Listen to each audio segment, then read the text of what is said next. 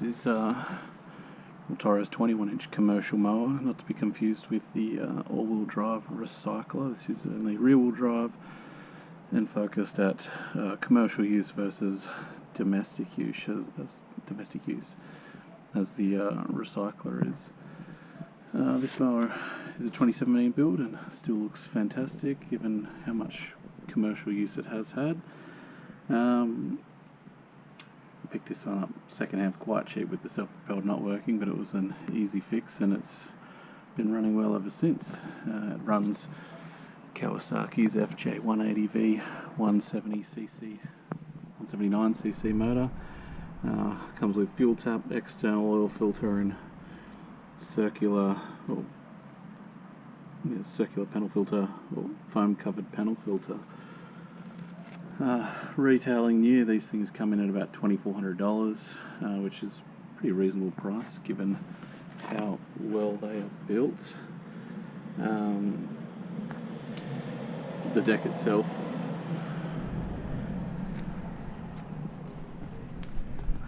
itself is 53 centimeters or 21 inch. It's an alloy deck with steel wear plates. It comes with 4-point height adjust, very American type system, but this unit is exceptionally easy to adjust, given like you can use the grab bars like the handlebar to lift the rear, and then this front bash plate or brush bar acts as a handle at the front to assist in changing the heights of cut. Comes with copolymer 9-inch wheels, or a double bore bearing wheel. Bolt on to the axle. They're exceptionally well built. Still plenty of tread left on these. Still plenty of tread on the rear wheel, which is fantastic given wheels are generally a bit more of a throwaway item or a replacement item, but these ones are quite hard wearing but still, I believe, quite grippy. Underside of the single bar blade. This is an aftermarket bar blade. I believe it's a Gator blade by Ballard, but I'd have to find my receipt to double check. Has it's a brilliant blade. Flute's massive, finned for increased airflow, and cut to another video where I'll show that it even drops down, improving the lowest height cut setting for this mower. This is the underside of the Toro 21-inch commercial, showing the single bar blade, open chute, and the two plastic pieces that Toro said part of their recycler system. They're a little bit caked. Now, this is the factory bar blade. Has next to zero flute on it. It's just, I thought, quite an ordinary blade. And I'll show you the process of replacing the braid.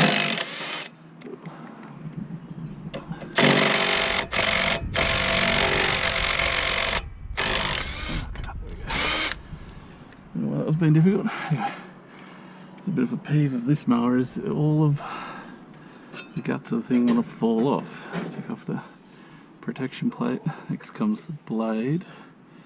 Now the blade, a little bit rusty because this thing hasn't been used for a little while, but this is almost positive it's Ballard Gator blade, but even though it's staggered, the notches and the lips here are supposed to increase airflow. You'll see that the blade drops down further than the factory blade as well, so for Australian conditions you'll get a lower cut, given the lowest height of cut of this thing is, in my opinion, too tall. So yes, you'll step down and get a good centimetre and a half lower, which is brilliant. And then the significantly increased flute size increases airflow substantially. So I found this to be a much better blade, but we'll see what else, the rest of the guts that sort of fall off. Now, this plastic plate I've undone already for another reason, and it wouldn't fall off, but everything else, you've got 5 components that come off with the blade change, and then we'll take off this dust cap to get into the underside of this mower to address the issue that I had, which was the blade not engaging. For some reason that's come undone. Anyway, this is the blade brake pulley. You got like an idler in here, or an idle bearing, and then above that is the drive pulley, and the drive pulley is this pulley here that can be seen, and that drives to the gearbox at the back here. Now, all in all, I found this to be an unreasonably complicated setup.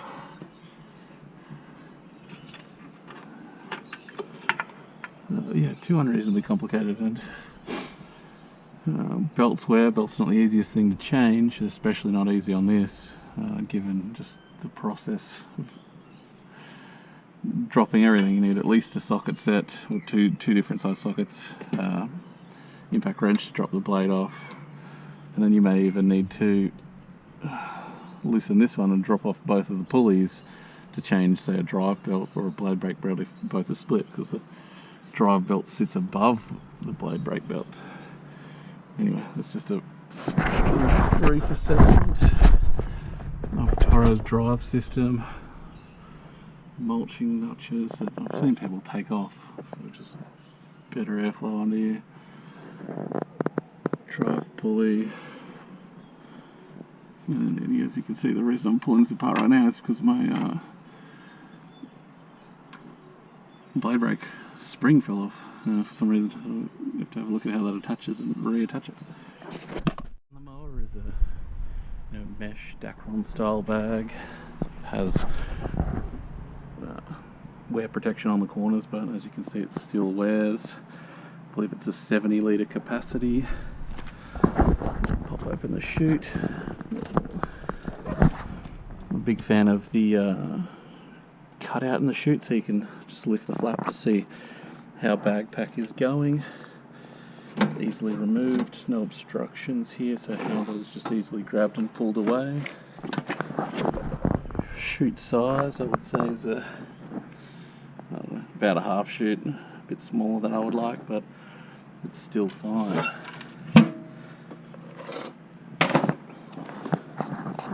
Handlebar setup. So, single bar, cables, a cable protection guide. The bar itself has a 3-stage height adjustment. You can see on this side, I could go lower or a fraction higher if I liked.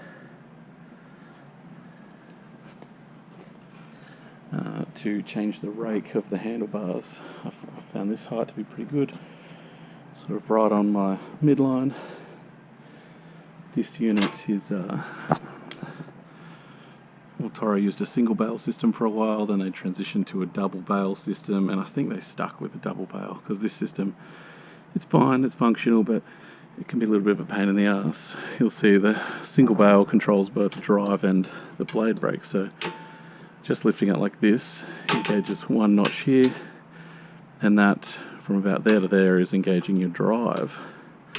You need to slide the blade, or the bar, or the bale, sorry, over a fraction to catch this notch here, and this would be, now we would be engaging, or pulling our blade brake off to engage the blade, and then further up we'd be engaging drive, and that would be how we engage drive. I found it to be fine. My biggest gripe would be, well, you have to always reach through the bars to grab the bale to pull it up, otherwise your hand's in the wrong spot, and then to pull back you always have to release, so you're only ever holding the mower with the palm of your hand unless you completely drop the bale to pull the mower back, and then you'll find you're reaching back down again into the mower, like going through the handlebar to grab the bale to pull it back up again. Not the end of the world, but a little bit tedious. Fractions, you can see the drive belt and the gearbox tucked in down here. Down here is our gearbox, and here is our gear change lever. So currently we're in first. Knock it to the left and we'd be in neutral. So neutral, 1, 2, 3, and that's how you change speeds.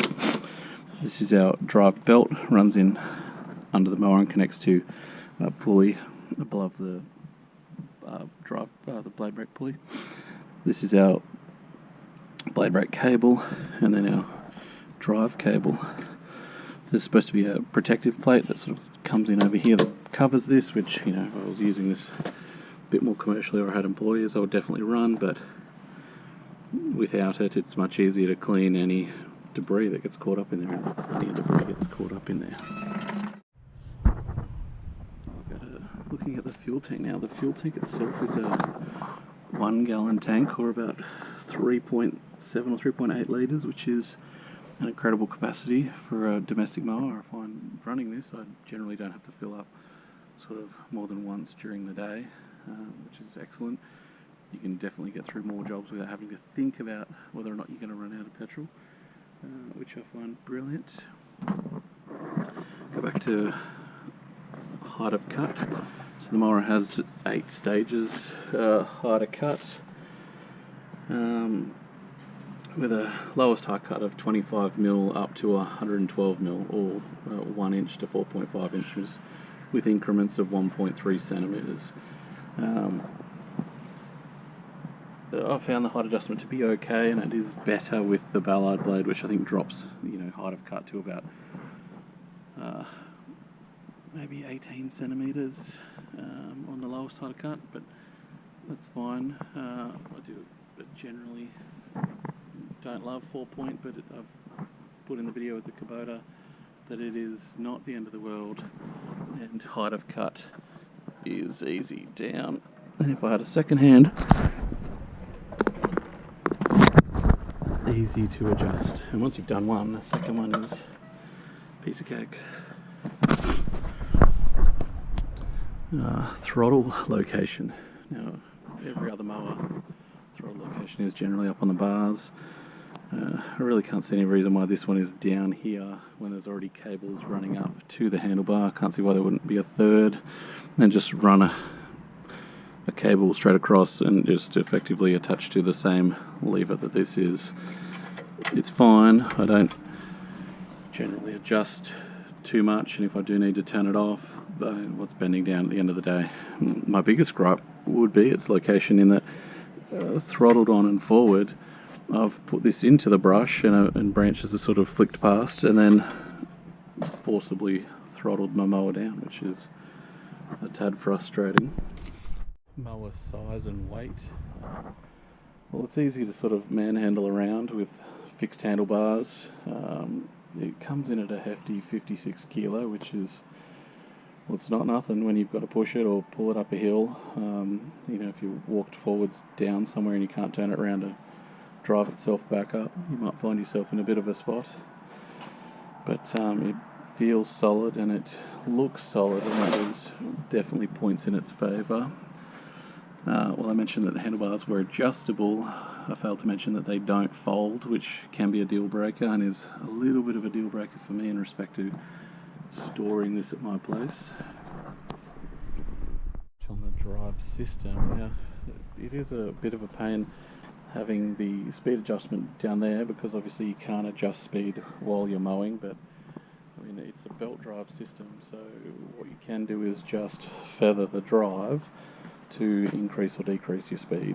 But I mean, that can be a bit frustrating, because that means keeping or not pulling the bail tight when you're running it, and so you might be running with your fingertips, you know, which if you're walking forward, not an issue, but if you then have to pull it back, you know, fingertip grip, not the greatest in my opinion, but it works. Going to run through some gripes, but I've already sort of touched on two. One of them being just location of the throttle cable, another being folding handlebars, another gripe in my cut 2 video where when you're changing the blade, or if you're doing anything under there, you unbolt the blade and 5 components fall out all at once, sort of thing. Not the end of the world, but a bit tedious. Belt changes, if you're using this and needed to change a belt, are painful to get to, because that's even more components from the underside that need to come out. The bail, you know, if you drop the bail, it can become kind of annoying. It's a noisy little drop. I'll give you another. Using the mower, drop, using the mower, drop. Obviously try not to drop it, but yeah, there's not really much you can do to avoid it. That's probably why they transitioned away from the single barrel system.